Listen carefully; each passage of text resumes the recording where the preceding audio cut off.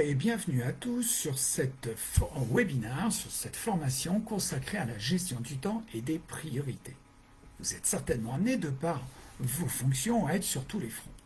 Entre répondre aux appels téléphoniques de vos clients, traiter les réclamations par mail, réaliser ou préparer vos réunions, répondre aux attentes de vos managers, bref, vous n'arrivez plus à sortir du mode pompier. Et vous avez même la désagréable sensation que c'est votre emploi du temps qui vous commande. Il existe des solutions qui vont vous permettre de redevenir acteur de votre vie professionnelle. Le premier travail que je vous propose, c'est de noter et d'identifier quels sont vos voleurs de temps. Les voleurs de temps peuvent être de deux natures, soit externes, soit internes. Quelques exemples de voleurs de temps externes. Des réunions trop fréquentes, trop longues, mal préparées, des collaborateurs en manque de formation, voire même incompétents, des appels téléphoniques intempestifs, des mails où je suis systématiquement en copie, etc. Quelques typologies de voleurs de temps internes.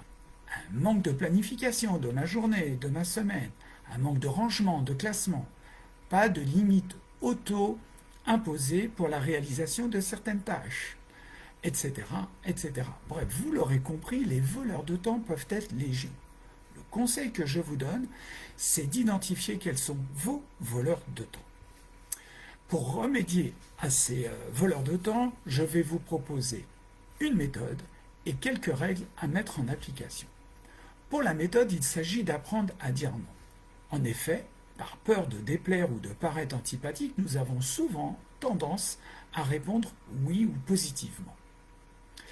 Le risque et les difficultés que ça génère, c'est qu'on se retrouve dans des contextes que nous ne maîtrisons plus du tout. Afin d'éviter ces situations génératrices de stress, il est donc important d'apprendre à dire non en tous les cas. Le conseil que je vais vous donner par rapport à ça, c'est de le faire, de tenter cette méthode avec des proches, des personnes qui vous sont familières. Vous verrez, c'est plus facile et en général, vous aurez un retour plutôt positif. La deuxième loi s'appelle la loi de Parkinson, un essayiste historien britannique. Elle nous indique qu'en général, nous passons beaucoup plus de temps à réaliser des tâches que ce que l'on avait prévu. Le conseil que je vous donne par rapport à ça, c'est d'apprendre à timer vos principales tâches afin de garder un temps imparti pour les réaliser. La troisième loi s'appelle la loi d'Illich, un penseur écologiste autrichien. Cette loi nous informe que notre capacité de concentration décrit une courbe sinusoïde. En effet, avec le temps, notre capacité de concentration décroît. Mon conseil ici est d'éviter absolument de travailler plus de 2 heures sur la même tâche.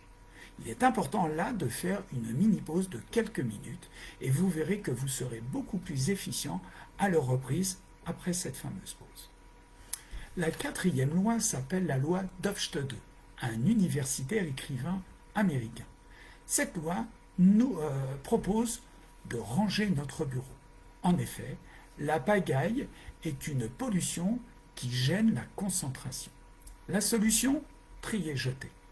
Le conseil que je vous donne, c'est systématiquement, quand vous allez recevoir un mail, de vous dire est-ce que je le classe et où?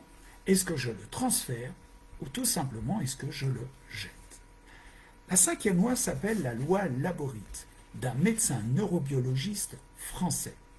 Elle nous informe que l'être humain, en général, a plutôt tendance à privilégier les tâches qu'il préfère, et puis à reporter ou à repousser les tâches les plus ingrates et les plus compliquées. Le conseil que je vous donne par rapport à ça, c'est bien sûr d'inverser, de systématiquement commencer par les tâches les plus ingrates ou les plus compliquées. Pourquoi, me direz-vous? Parce qu'une fois réalisées ces tâches, d'abord un sentiment de fierté vous appartiendra et puis vous aurez l'esprit beaucoup plus libre. Inconsciemment, en commençant par les tâches les plus agréables, les plus faciles, vous garderez toujours dans votre coin de votre tête et donc une certaine pollution que derrière il y aura un tâche ingrat à réaliser. La sixième loi est la loi de Fraisse, d'un directeur français du laboratoire de la psychologie expérimentale. Elle est en droite ligne avec la loi Laborite. Elle nous dit qu'en général, l'être humain passe beaucoup plus de temps que prévu sur les tâches qu'il préfère. Le risque et le danger que cela procure, c'est que l'on passe beaucoup moins de temps sur des tâches qui peuvent être essentielles. Enfin, la dernière loi est la loi de Pareto, cet économiste italien qui nous propose donc la fameuse loi des 20-80. Et là, l'idée, c'est de réserver votre tâche et votre énergie à tout ce qui va être essentiel.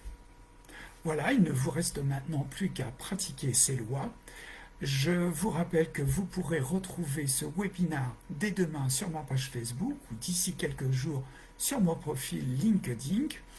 Il ne me reste pour ma part qu'à vous souhaiter une excellente soirée et à vous dire rendez-vous sur notre prochain webinaire qui aura lieu quelques jours avant les fêtes et il sera consacré à consacré à la motivation des collaborateurs. Voilà, excellente soirée et à très vite.